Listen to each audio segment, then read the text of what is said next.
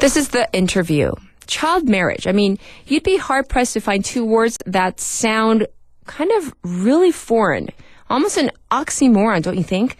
But it is a reality for thousands of girls in this day and age in far too many countries. And surprisingly, one of those countries is the United States. For the interview today, we have an advocate at the forefront of the fight to end child marriages in the United States. Fraidy Reiss herself was trapped in an arranged marriage with a violent husband pressured onto her by her religious community. And she did manage to escape, but I don't want to tell you her story. I want her to be able to tell you herself. Let's welcome her to the program. Hi, Fraidy. Thanks for joining us. Hi. Thank you for having me. It does seem almost absurd to talk about the topic of child marriages in the 21st century, especially in America, but it's clearly something that is happening on a daily basis as we speak. How common is this, Fraidy?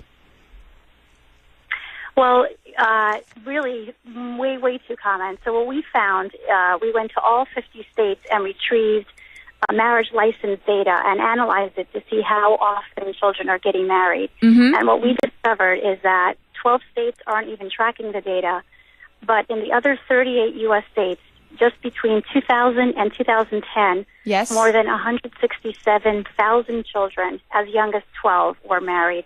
And by the way, almost all of them were girls married to adult men. I see.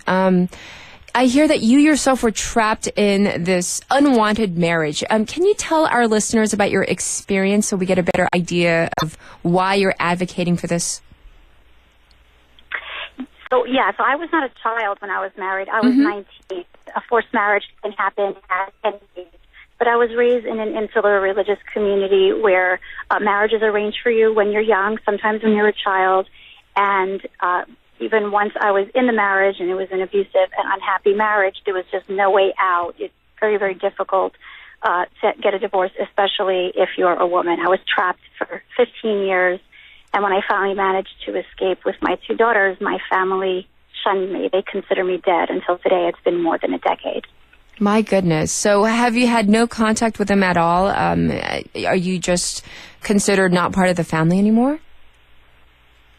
That's right. I've had limited contact with one or two of them, but I come from a large family, and it's been very limited, and yes, they consider me dead. Ah, so sad. Well, let's go back to this organization that I want you to tell our listeners about. It's called Unchained at Last. What exactly is this organization about? So Unchained at Last is actually the only nonprofit organization in the United States that's dedicated to helping women and girls escape forced marriages. And that's whether it's an impending forced marriage that has not yet happened or it's one that already has happened.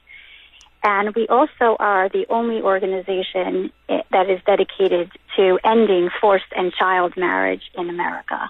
So after I managed to escape from my abusive forced marriage and I managed to rebuild my life, I founded Unchained at Last as a way to give back and to help the other women and girls who are trapped in a situation that I was once trapped in. And so what kind of services or support do you specifically give to, I guess, girls or women that want your help?